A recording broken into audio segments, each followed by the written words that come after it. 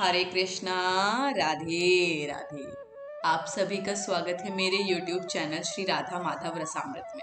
आज की वीडियो कार्तिक मास महात्म के अध्याय 14 की है।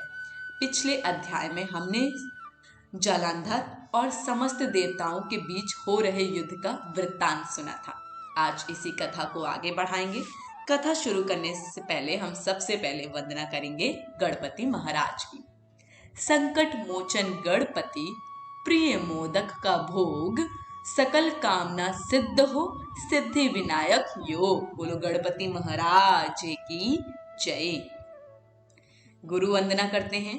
साधु समागम सत्य करी, करे कलंक बिछो, परशुराम पारस परसी, भयो कनक ज्यों लोह। बोलो गुरुदेव महाराज की जय। कथा शुरू करते हैं। नारद जी बोले, वे दैत्य नंदीश्वर, गणेश जी, स्वामी कार्तिक इत्यादि को देखकर द्वंद्व युद्ध लिए दौड़े। कालनेमी नंदी के, शुंभ गणेश जी के व निशुंभ नंदी स्वामी कार्तिकेय के पास कवच धारण करके युद्ध के लिए जा पहुंचे। निशुंभ ने स्वामी कार्तिक के मोर के हृदय में 5 बाण मारे। वहां मूर्छित होकर गिर गया। फिर कार्तिकेय शक्ति को उठाना ही चाहते थे कि निशुंभ ने अपनी शक्ति से उनकी शक्ति को काट दिया। नंदीश्वर ने सहस्त्रों बाणों से कालनेमी का सारथी और घोड़ा काट दिया। कालनेमी ने क्रोध करके नंदी के धनुष को काट दिया। उस बलि ने कालनेमी की छाती में त्रिशूल मारा। त्रिशूल से उसका हृदय फट गया। घोड़े मर गए, सारथी मर गया। ऐसे कालनेमी ने फिर भी पर्वत खंडों से नंदीश्वर को गिरा दिया। इसके बाद शुंभ रथ में बैठे गणेश जी मूषक पर बैठकर दोनों आपस में बाणों से लड़ने लगे।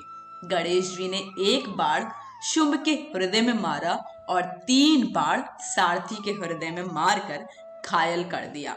फिर शुंभ ने भी कुपित होकर मूषक और गणेश जी के बाण मार मेघ की तरह गर्जना की। बाणों से घायल मूषक जब नहीं चल सका तब गणेश जी उसके ऊपर से उतरकर पैदल चलने लगे। फिर गणेश जी ने फरसा मारकर शुंभ को पृथ्वी में गिरा दिया और आप मूषक पर बैठ गए। कालनेमी और निशुंभ दोनों ही बाणों से गणेश जी को मारने लगे, जैसे कोई मनुष्य अंकुश से हाथी को मारे। तब महाबली वीरभद्र गणेश जी को पीड़ित देखकर अनेक भूतों तथा कुष्मांड, भैरव, मारे बैताल, योगिनीगण और पिशाच सहित दौड़कर और आए। फिर किलकिला शब्द और सिंह की गर्जना से गणेश पूर्ण हुए पृथ्वी कांपने लगी। वे भूमि पे दौड़कर दैत्यों को खाते और संग्राम में उछलते कूदते थे। नंदीश्वर और स्वामी कार्तिक सावधानी से संग्राम में बाणों से दैत्य को मारने लगे। छिन्न भिन्न मरी हुई तथा शिवजी के गढ़ों से खाई हुई दैत्यों की सेना व्याकुल और उदास हो गई। तब जलंधर सेना को छिन्न भिन्न देख बड़ी ध्वजा वाले रथ में बैठकर गढ़ों के सम्मुख आया। उस समय जलंधर के बाणों से पृथ्वी ऐसे ढक गई जैसे आकाश कोहरे से ढक जाता है।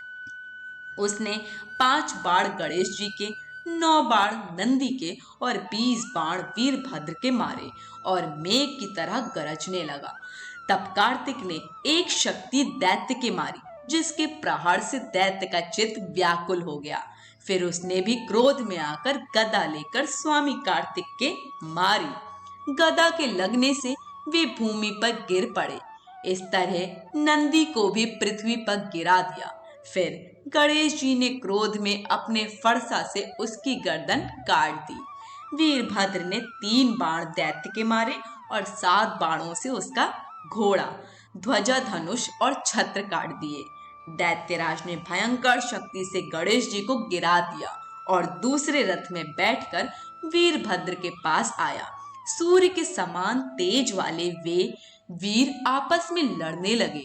वीरभद्र ने बाणों से उसके घोड़े गिरा दिए और धनुष काट दिया। तब जलंधर परिघ लेकर दौड़ा। नारद जी बोले, उस दैत्य ने वहां परिघ वीरभद्र के मस्तक में मारा, जिससे उसके मस्तक से लोहू गिरने लगा और पृथ्वी पर गिर पड़ा। आज की कथा यहीं समाप्त होती है। आगे की कथा हम आने वाले वीडियोस में श्रवण करेंगे। वीडियोस को ज़्यादा से ज़्यादा लाइक शेयर सब्सक्राइब बिल्कुल करना ना भूलिएगा और इस कार्तिक माह का ज़्यादा से ज़्यादा सदुपयोग भक्ति में ही आगे बढ़ने के लिए करें। सभी को हरे कृष्ण, राधे राधे।